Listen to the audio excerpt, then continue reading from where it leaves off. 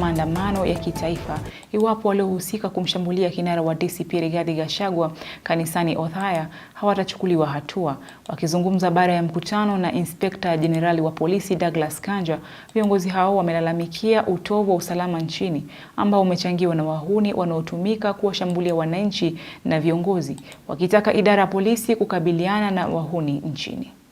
Shambulizi dhidi ya kinara wa DCP Rigathi Gachagua kanisani Othaya likiendelea kuibua hisia mseto miongoni mwa viongozi mbalimbali nchini.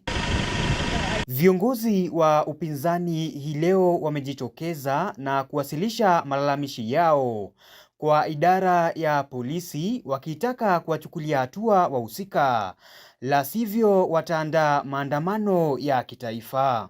We want demonstrable action within the next 2 weeks so that when we come back on the 16th, if there is nothing to demonstrate, that we are back to the rule of law, to obeying the Constitution, then as Kenyans, we know we are on our own and we can take the next step. If this situation continues, after 16th, hatutakuwa na lingine la kufanya ni kuitisha maandamano katika Jamhuri ya Kenya until Kipchumba Murkomen is removed from office, IG Kaja is removed from office and the 2 DIGs are removed from office. Wakizungumza baada ya mkutano na Inspekta Jenerali wa Polisi Douglas Kanja, viongozi hao wametaja shambulizi hilo kuwa jaribio la kumuua Gachagua, wakiongeza kuwa serikali inanuia kuwatishia Wakenya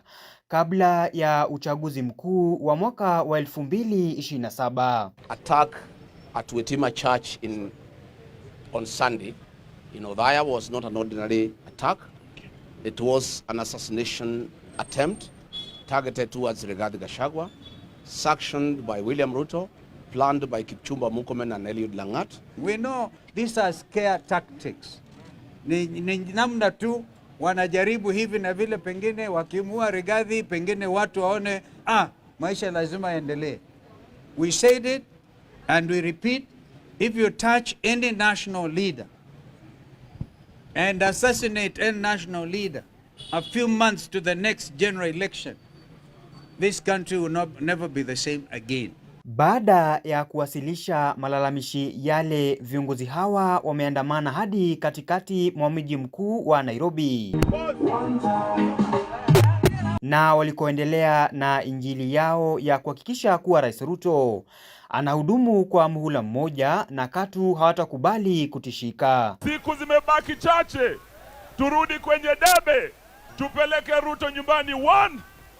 Kama hauna ID, hauna kura, anza kuchukua kura. Anatuma askari kwa kanisa kwenda kupiga watoto, kina mama na wazee kwa tear gas na risasi, na ndio sababu tunasema Ruto ni one. James Mwangi, Undugu TV.